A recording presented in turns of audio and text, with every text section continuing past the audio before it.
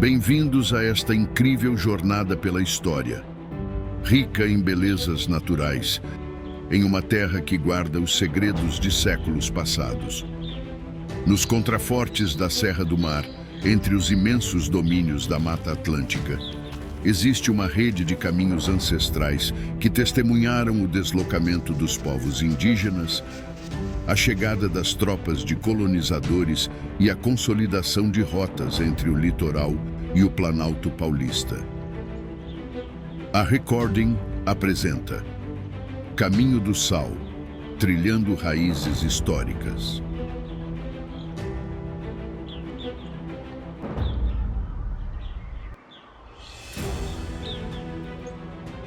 O Caminho do Sal é uma rota, ecoturística que liga 3 municípios, e quando a gente foi escolher uma denominação, são caminhos que se conectam. E é um caminho ancestral no sentido assim, ele vai abranger o período da colonização, quando estavam surgindo as primeiras vilas aqui nessa região do Planalto. Então, um nome que a gente achou que poderia fazer essa ligação e dar sentido para o caminho é o que motivava esse percurso entre o que hoje é São Bernardo do Campo com Mogi das Cruzes. O caminho foi dividido em 3 trechos para facilitar a compreensão das pessoas, O primeiro trecho foi o trecho Zanzalá, que vem lá de São Bernardo e vai praticamente ali até Paranapiacaba. De Paranapiacaba até Mogi, o trecho do Carvoeiro, porque tem relação com a extração de carvão que ocorreu lá em épocas remotas.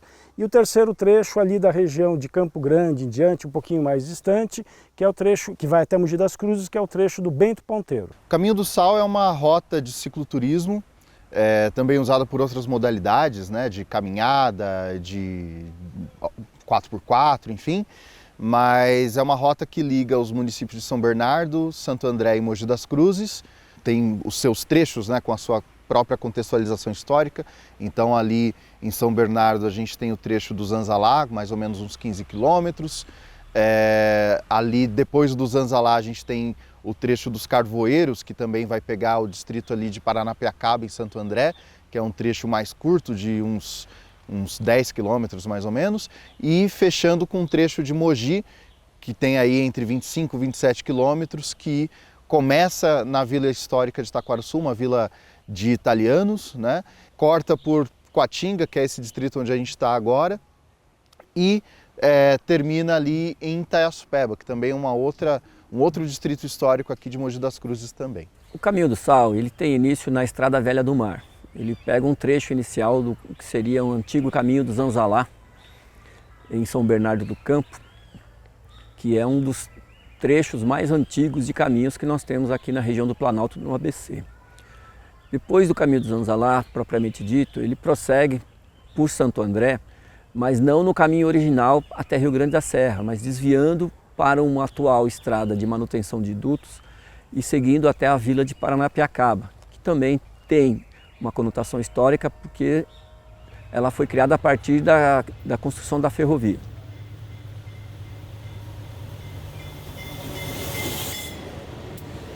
Prosseguindo por Paranapiacaba até Mogi das Cruzes, ela passa pela Vila Taquarussu, que também tem uma origem um tanto quanto vinculada à produção de madeira para a ferrovia, e prossegue para Itaiaçupeba e Vila de Coatinga, que também tem a sua história bastante importante em Mogi das Cruzes. Bom, então saindo de São Bernardo do Campo, a gente pega ali o trecho de Zanzalá, aproximadamente de 15 a 16 quilômetros, um circuito bem bacana, técnico, o pessoal da bike adora fazer.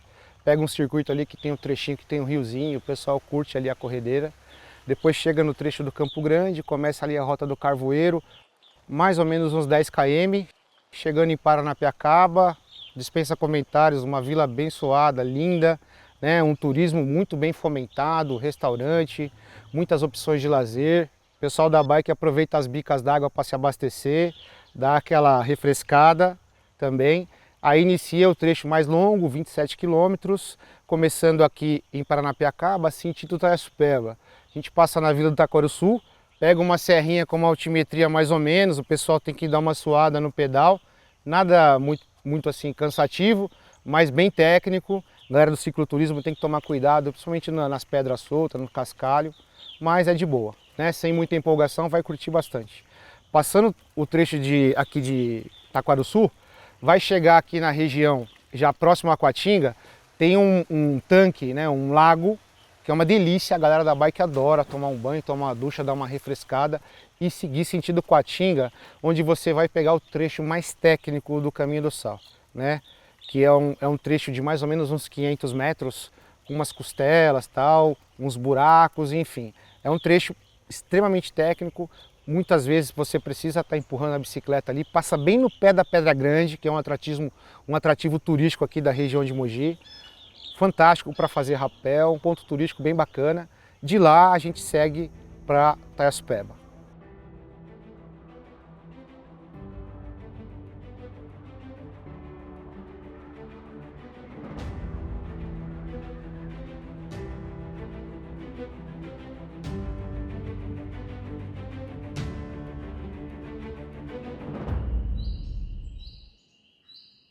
A mobilização do Caminho do Sal, ela se deu mais ou menos ali entre 2013 e 2014, com uma articulação entre as prefeituras, né? Então cada uma com seu departamento relacionado ali, se eu não me engano, Santo André na Secretaria de Turismo, né? São Bernardo, se eu não me engano, foi a Secretaria de Meio Ambiente que encabeçou, e aqui em Mogi das Cruzes foi a Coordenadoria de Turismo.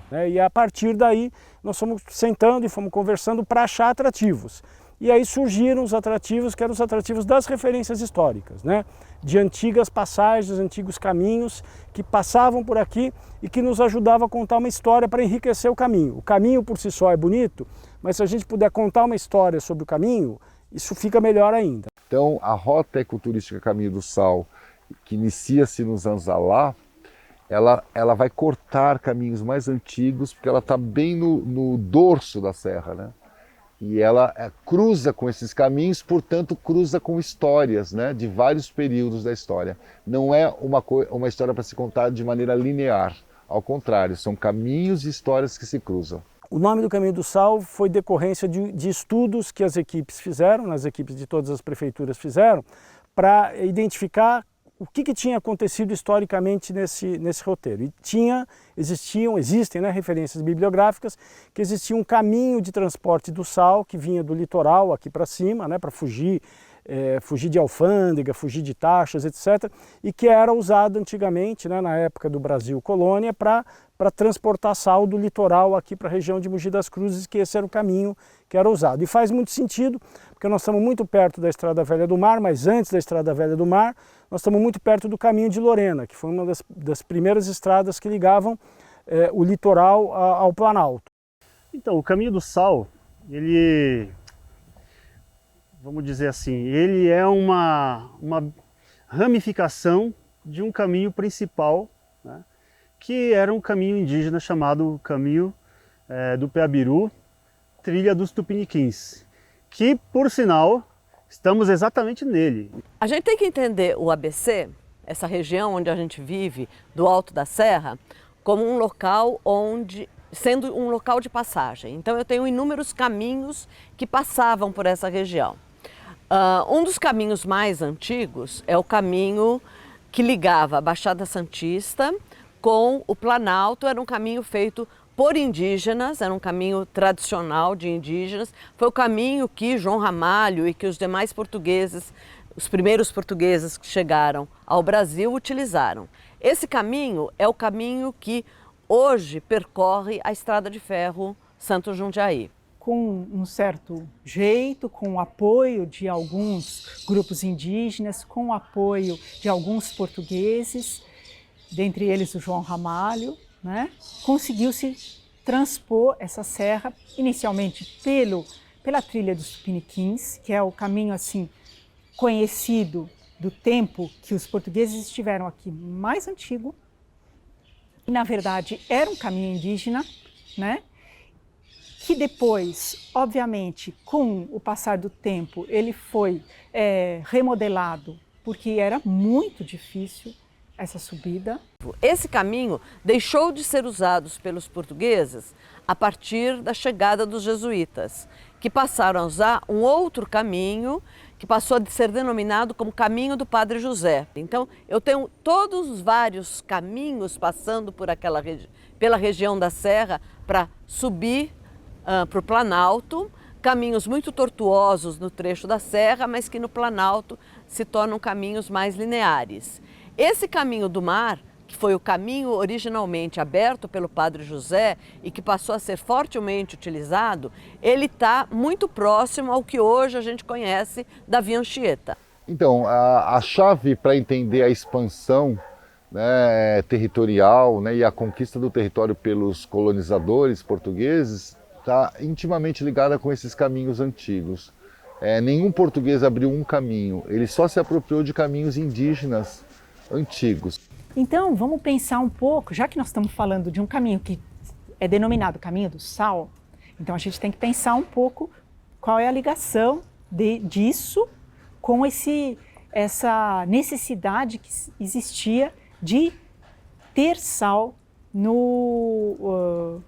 nas cidades, nos lugares, né? O sal é uma referência histórica, porque se a gente parar para pensar, nós estamos num ponto que foi uma das primeiras ligações mais significativas entre o litoral e o Planalto, né?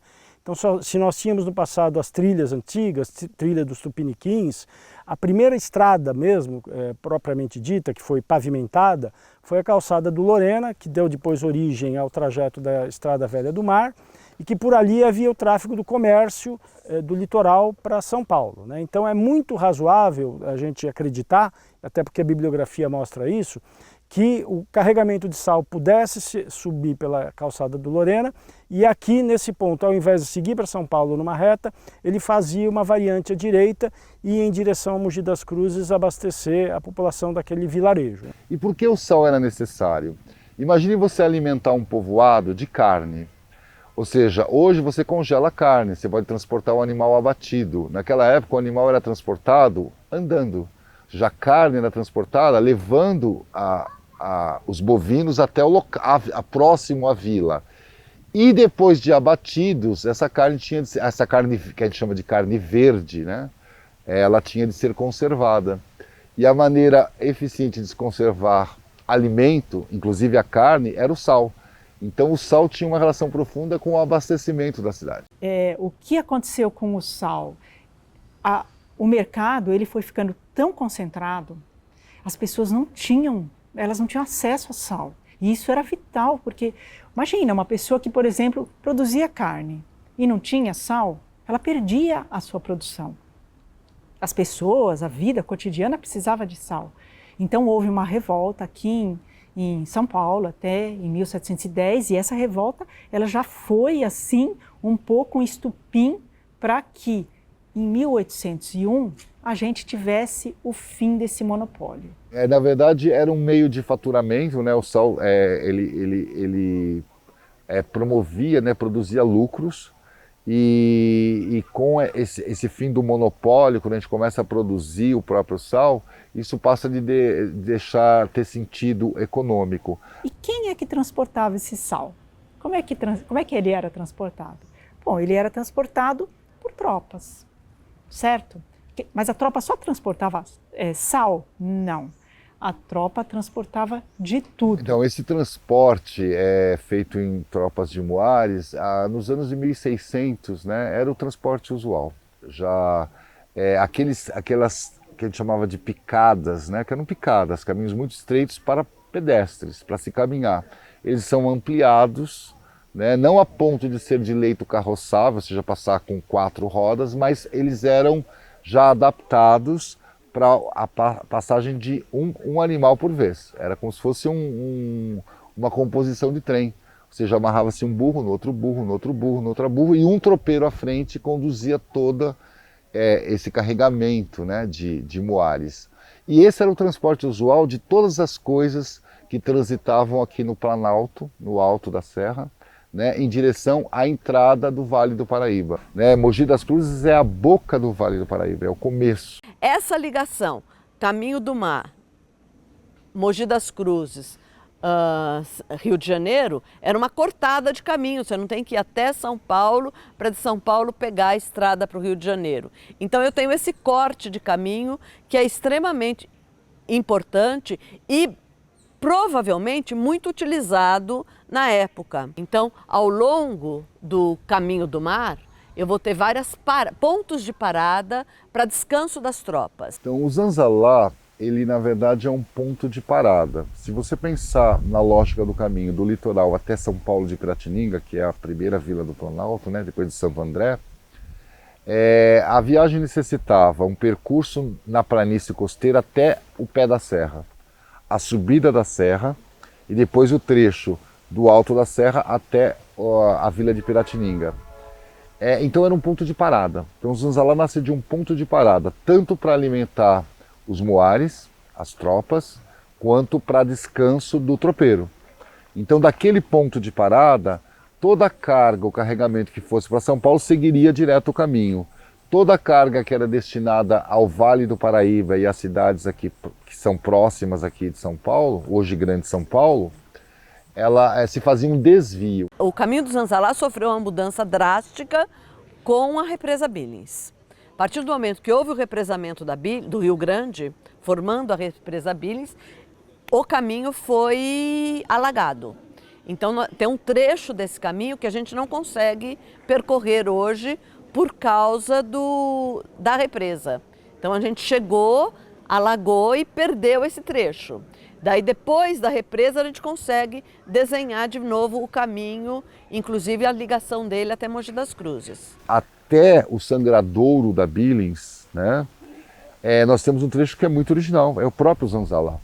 Tanto que aquelas margens do que era o Rio Grande eram usados como pasto. Lembra que nós falamos do descanso das tropas, do descanso? Ali ficava o Zanzalá, as margens do Rio Grande, que era chamado no período indígena de Jeribatiba ou Jurubatuba. Para a gente pensar um pouco nessa denominação, Zanzalá, a gente tem que pensar que as terras elas eram passadas para as pessoas por meio de sesmarias, que eram grandes extensões de terra. E aí, então, as pessoas solicitavam para o governo português, né, essa terra, e aí ela passava a produzir, passava a cuidar daquela terra, né?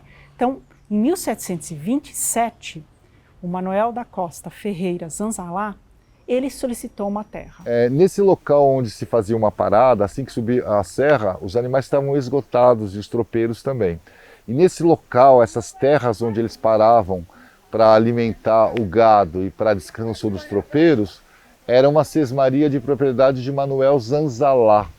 Então, possivelmente, esse termo Zanzalá tem uma ligação com o cara que dava pouso para esse transporte, né? Então, no trecho da rota do Zanzalá, a gente tem muito forte a presença da represa, né? Então, nós temos o vertedouro do Perequê, que é uma área da represa Billings, que serve exatamente para extravasar excesso de água quando ele existe, mandando água do Planalto para o litoral. É uma obra de arte, de engenharia muito bonita de ser vista, né? As pessoas param ali na barragem, tiram fotografias, é uma obra bem legal, né? E também tem a represa ao fundo, então é um troço digno de fotografia, de imagem. Outro ponto de interesse, ao meu ver, são os campos nativos. A vegetação lá é muito diferente da vegetação desse trecho do Bento Ponteiro. Você não vai encontrar floresta, você vai encontrar um campo vegetado. Esses campos nativos é que o colonizador vai chamar das bordas do campo.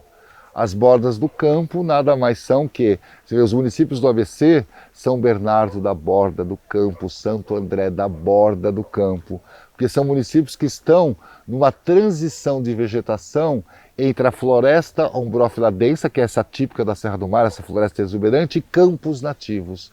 Então, naquela região, você tem uma percepção exatamente do que era a borda do campo. O caminho do Zanzalá, paralelo a isso, ele era utilizado também para transportar, né, pedras preciosas, diamantes e tal.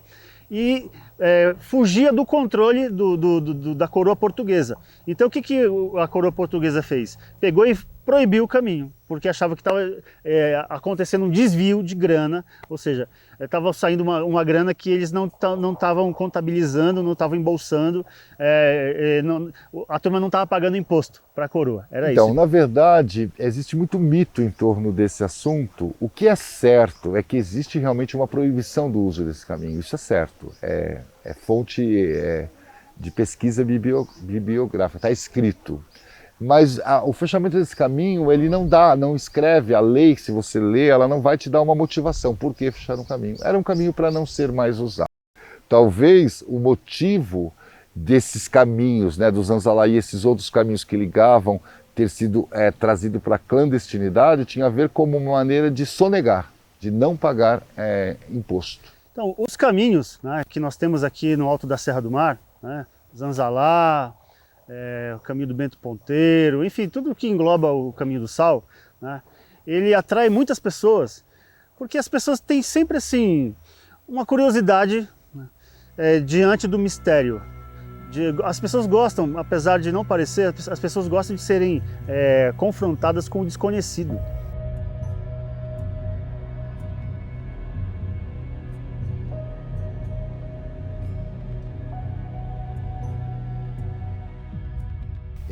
E o caminho do Zanzalá ele termina exatamente na estação do Campo Grande. Nesse trecho você consegue ver lugares de extração de madeira, como a gente chama de caminho dos carvoeiros, né? Então, parte dessa rota do Caminho do Sal é denominada de Caminho dos Carvoeiros. Eu acho que merece uma explicação aí, né? Eu tinha, claro que no início do século, quando a gente estava trabalhando, a cidade estava crescendo, São Paulo estava crescendo, primeiras indústrias, iluminação, tudo feita a gás, o carvão era algo extremamente importante. A ferrovia andava a carvão, os bondes andavam a carvão, então a exploração de carvão foi algo bastante realizada nessa região da Serra do Mar e de Campo Grande. Então, aquela região onde passa o caminho, o trecho dos carvoeiros, é a região de Campo Grande, ela é conhecida com esse nome. Bom, o trecho dos carvoeiros do Caminho do Sal, ele tem uma certa relação com a Estrada Velha do Pau Grande.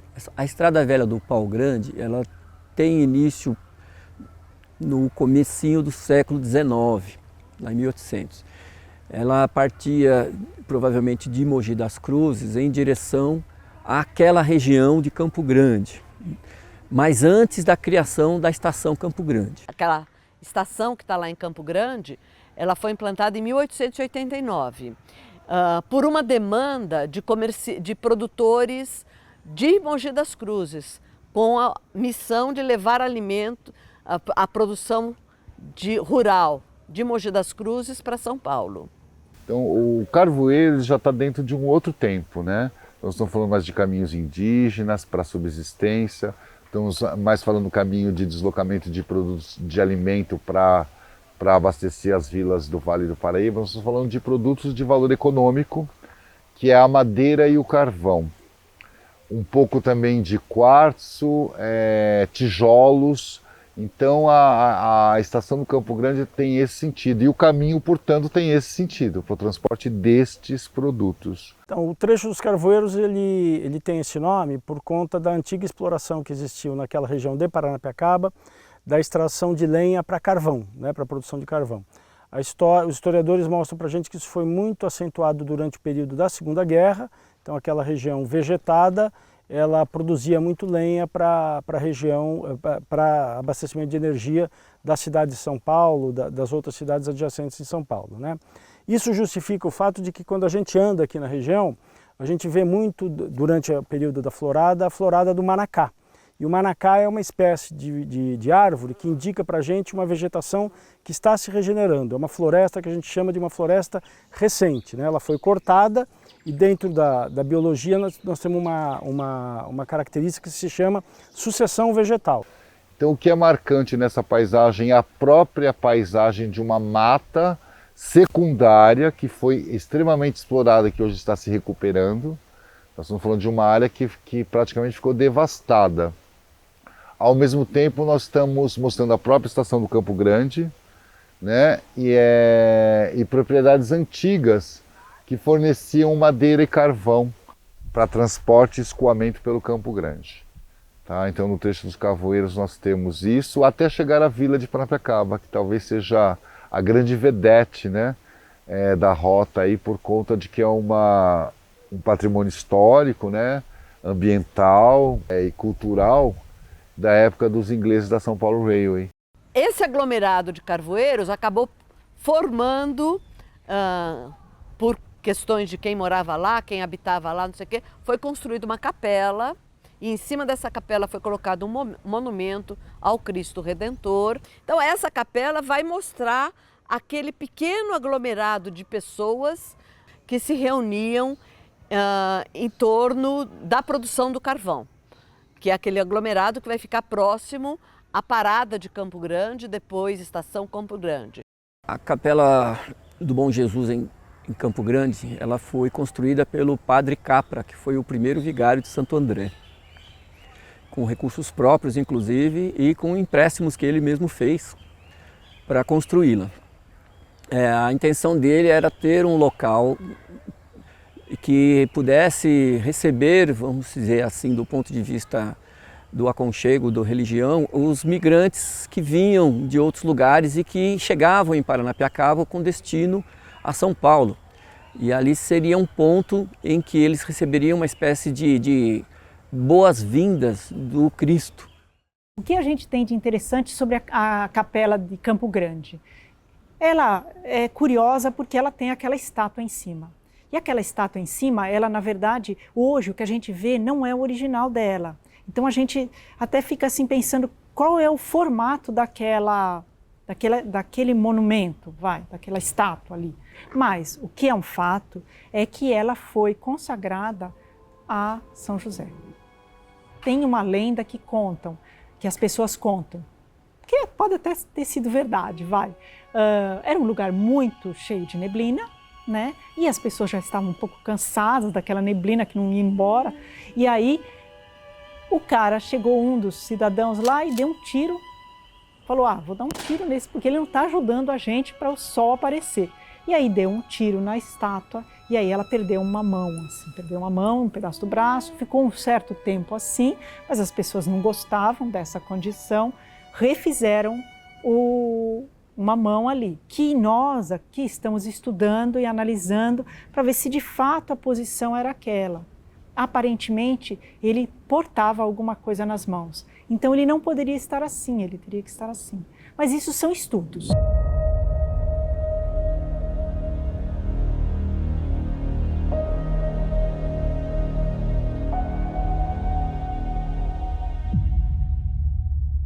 O trecho da rota Caminho do Sal, que nós denominamos de Caminho do Bento Ponteiro, tem uma ligação com uma picada, né, um caminho muito estreito de pedestres, nem passavam tropas no início, feitas por Bento José Rodrigues da Silva, chamado de Bento Ponteiro, atraído pela construção da própria estrada de ferro. Aqui havia um canteiro de obras no alto da serra, ele sabendo da notícia, ele vem cortando a mata, saindo de Coatinga, que hoje é Mogi das Cruzes, até atingir o acampamento.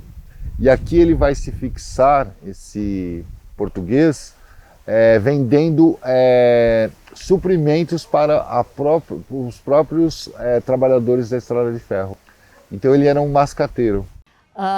Bento José Rodrigues da Silva foi um morador de Mogi das Cruzes que, ao saber da construção da ferrovia, ele desloca um grupo de pessoas para aquela região. Então ele passa a ser denominado de Bento Ponteiro. Qual é a finalidade dele? Vender produtos, trazer mercadorias para um grupo de trabalhadores que estavam no acampamento de obras da ferrovia. Então, a ferrovia começa a ser construída em 1860, a partir de Santos, e por volta de 1861, segundo relatos que foram trazidos pelo Otaviano Gaiarsa, ela chega no Alto da Serra e o Bento Ponteiro vem com algumas famílias para o Alto da Serra para oferecer roupa, alimentos, remédios e tudo mais. O Bento Ponteiro ele pode ser considerado o fundador da parte alta, que nós chamamos de morro em Paranapiacaba, né?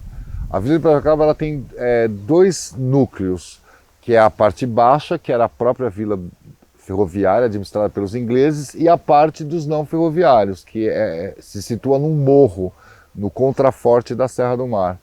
e o Bento Ponteiro é que dá início a essa ocupação. Então, de um lado da linha você tinha a Vila Ferroviária e os ingleses, do lado oposto, na encosta de um morro, você tinha um núcleo de ocupação que foi iniciado com o Bento Ponteiro. Então, o Bento Ponteiro ele pode ser considerado o fundador, não da ferrovia, mas do núcleo de povoamento, né? Do morro, da parte alta. Então, o percurso que nós fazemos hoje da Vila de Paranapiacaba, passando pela Vila do Taquarussu e chegando até Coatinga e depois de Coatinga até Taiaçupeba, na verdade faz parte de um caminho de vinda desse pioneiro, né, na ocupação do que hoje é a Vila de Paranapiacaba.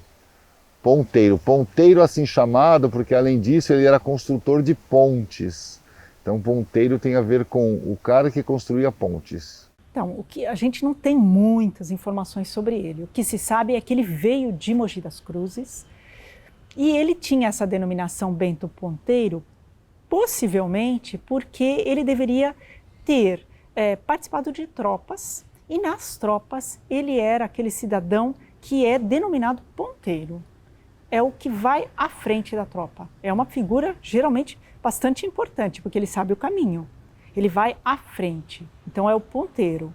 Até hoje, você pega uma tropa, esse é o nome dessa figura. Então, ele deve ter esse nome por conta disso. Então, fica mais, eu acredito que fique mais ajustado a gente pensar que ele era alguém, não que construísse pontes, mas que estivesse auxiliando na guia das tropas. É o próprio Bento Ponteiro que vai fazer a doação das terras onde hoje está a Igreja Católica, né, a Igreja do Bom Jesus de Paranapiacaba, que ele era devoto do Bom Jesus, como também do cemitério.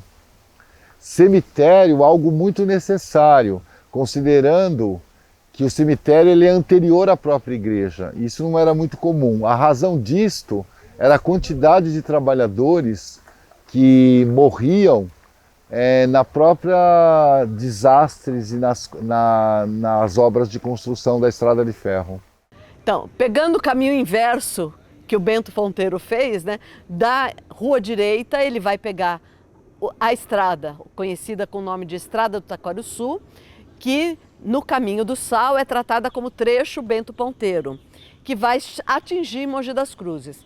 Logo, é uma estrada também muito bonita, tem várias trilhas que atravessam esse caminho. Eu vou chegar na Vila do Taquarussu, que era também uma vila de carvoeiros. E aqui em Mogi, quando chega ali em Taquarussu, já é um ponto de interesse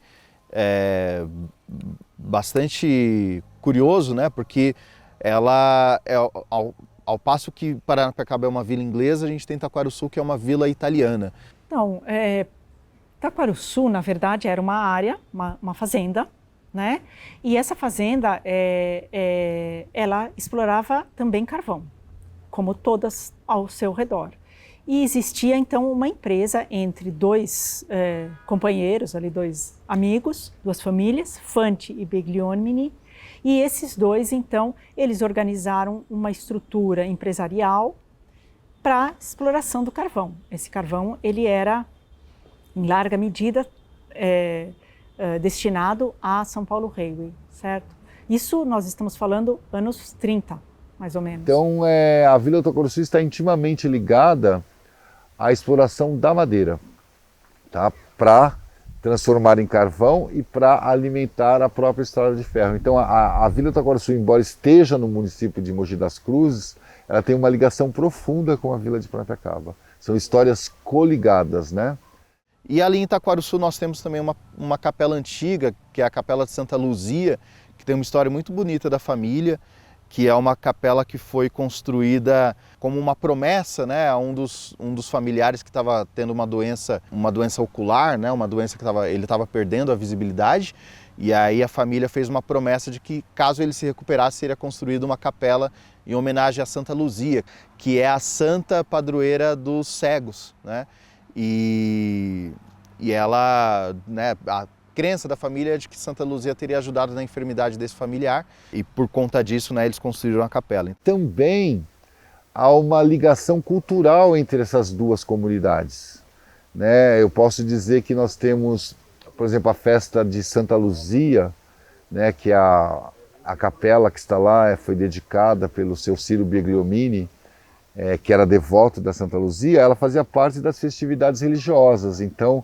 a comunidade toda de Paranapiacaba andando a pé, né, por volta de uns 3 quilômetros, 2,5 km, andando para uma procissão que acontecia na Vila do Taquarussu. Então, aqui entre Taiaçupeba e Taquarussu, que é o trecho de Mogi, o trecho do Bento Ponteiro, historicamente falando, a gente tem, por exemplo, todo o aqueduto, né, que foi importantíssimo, né, para o abastecimento de água daqui da região e de regiões limítrofes aqui, que, se eu não me engano, ele data aí mais ou menos da década de 60. Enfim, aqui em Caatinga a gente tem bastante campo, né, para você explorar, tanto o turismo ecológico quanto o turismo rural. E também não deixa de ser um espaço de turismo histórico, né, religioso, por conta das igrejas, das capelas que a gente tem aqui.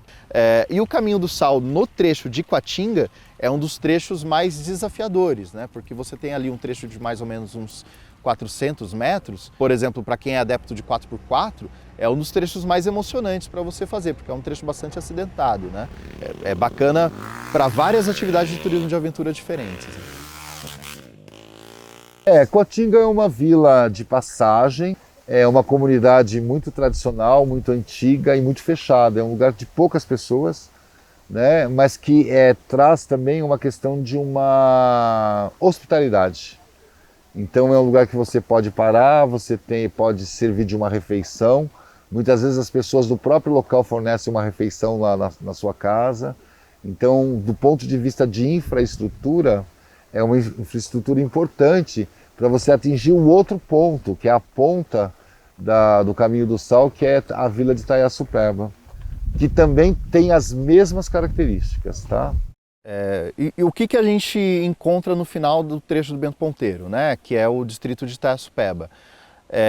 Para começar, que é uma vila bastante bucólica, né? É um espaço bonito, né? Típico de interior. Você tem os atrativos históricos, né? Então, a Capela de São Sebastião, que não fica tão distante assim do centro do distrito, a igreja matriz de Taiaçupeba também.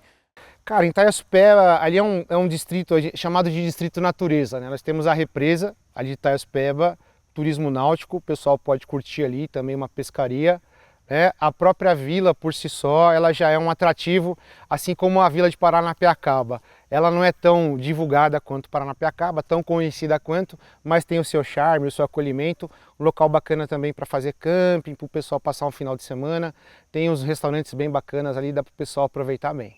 Então, você tem Riacho Grande, Estrada Velha do Mar, Vila de Paranapiacaba e as vilas rurais de Mogi das Cruzes. Elas ofertam a ligação de destinos turísticos de características diferentes e de possibilidades diferentes. Então, a rota ecoturística ela é economicamente um sucesso porque ela já liga pontos que já têm a tradição de indutores do turismo, mas principalmente ela oferece diversidade. Então, 10 anos depois do caminho, o caminho ele se consolidou, porque a gente vê nas redes sociais, vê muita divulgação, vê muita gente fazendo o caminho, mas eu tenho clareza que ele precisa ter investimentos de manutenção, né? Investimentos de manutenção na sua estrutura, principalmente na estrutura da sinalização, mas em algo também que é essencial ser feito ao longo do tempo, que é o fomento, né? Então não adianta você lançar um roteiro como esse e não fazer nesse roteiro atividades periódicas que o divulguem, né? Que chamem a atenção para ele, que estimulem as pessoas a virem. Você tem que ter política pública para divulgar, para estimular, fazer atividades, fazer eventos, para que a sociedade relembre e venha utilizar esse roteiro, que é um roteiro muito bonito que merece ser conhecido. Eu tenho acompanhado muito ao longo dos últimos 10 anos, mais ou menos, o desenvolvimento, né, da rota como um todo. Eu acho que é uma das rotas mais bonitas para a prática de mountain bike em todo o estado de São Paulo. É uma rota que ela é reconhecida pelos ciclistas, né, pelos adeptos das trilhas, enfim. O pessoal do 4x4 gosta bastante, principalmente desse trecho aqui do Bento Ponteiro, que é mais acidentado, né, que é mais radical. O turismo local, né, o comércio local, ele também se beneficia do Caminho do Sal. Para o ciclista, quando ele começa, você fala assim, meu, vai pedalar 50 quilômetros hoje. Eu falei, meu, você é louco, a gente vai até São Paulo em 50 quilômetros. Depois que o cara começa a pedalar, 50 quilômetros não é nada. E a gente está falando do Caminho do Sal, que começa com 15, depois mais 10, depois mais 27, dá 50, né? Dá essa média, 50 quilômetros. Para ir, para voltar, vai dar 100. Um ciclista faz isso tranquilamente. Mas se eu fosse um ciclista que estivesse começando agora, primeira vez fazer o caminho, é aquela dica de sucesso.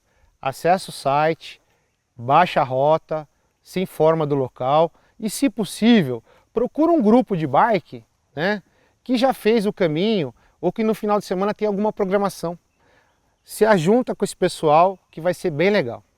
Eu sugiro sempre que alguém queira conhecer o Caminho do Sal, né, existe uma divulgação muito grande nas redes sociais do trajeto, né, então essa é uma possibilidade, a pessoa conhecer o trajeto e vir, para aquelas pessoas que têm mais experiência em caminhada, em ciclismo, né, em andar na mata, mas também procurar agências que comercializam esse pacote, que existem algumas aqui na região do ABC, que vendem esse produto, que oferecem guias e que fazem esse roteiro com os interessados. Então eu acho assim o Caminho do Sal, eu sou suspeito porque eu trabalhei na produção, né, desse material mais histórico, na pesquisa histórica, mas eu acho o caminho um sucesso, eu acho ele muito rico, né, porque ele tem diversidade. Você vai ter cenas de caminhos que têm paisagens diferentes, com histórias diferentes, então ele é um cruzamento de muitas histórias. Ele, na verdade, ele cruza muitas histórias. E esse é o grande barato de fazer o Caminho do Sal, que ele te abre 1000 possibilidades que são atemporais.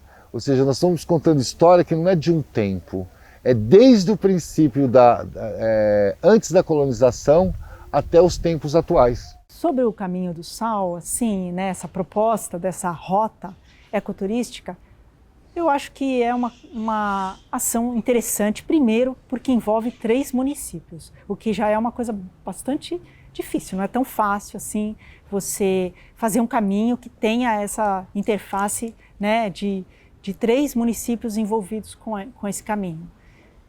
Segundo lugar, é que joga luz numa atividade que é antiga, que é a da tropa, né, que é importante para a região toda do ABC e para São Paulo como um todo. Joga a luz sobre caminhos antigos, também acho interessante. Não que esses caminhos eles sejam exatamente os mesmos, mas são referências a esses caminhos. Joga a luz sobre a Mata Atlântica e a importância da gente preservar a Mata Atlântica.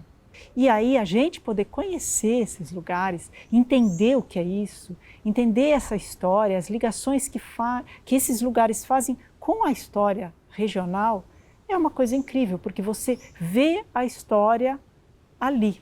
Alguma coisa que a gente não perguntou que você acha importante falar sobre o roteiro do Caminho do Sal? Não, eu acho que está tudo muito bem colocado, eu acho que a gente conseguiu, de maneira muito resumida, falar aí das potencialidades, né, e fazer esse convite para que as pessoas venham conhecer essa maravilha que nós chamamos de Caminho do Sal. Muito bem. Obrigado, Eduardo. Valeu demais. 10 dias ponteando a tropa. Valeu, João. Que o meu bairro não se entrega, pois honra a marca de fisga que uns 5 salsos carrega. Tranqueia pedindo boca, se torce e atira o freio. É um monumento da raça debaixo dos meus arreios. Chamo a atenção no caminho, pingaço de cacho atado, espora grande alunhando, um sombreirão bem tapeado. Cruzo o calzão do alvoroço, nos ganchos do vilarejo, fazendo suspirar as lindas que guardam sonhos andejos. Fazendo suspirar as lindas que guardam sonhos andejos. Boiada gorda e parelha seguindo no meu compasso, já vem na cola do pingo cheirando as voltas do laço. Tanto faz chuva ou mormaço, por mim que venha o que vier. As águas param no poncho e os touros onde eu quiser. Quem sabe andar a cavalo, gasta o estribo e não nota, e deixa por testemunho o suor que não sai da bota. Por isso me agrada a sina de ser ponteiro de tropa. Pra quem entende da lida, é que o ofício se topa.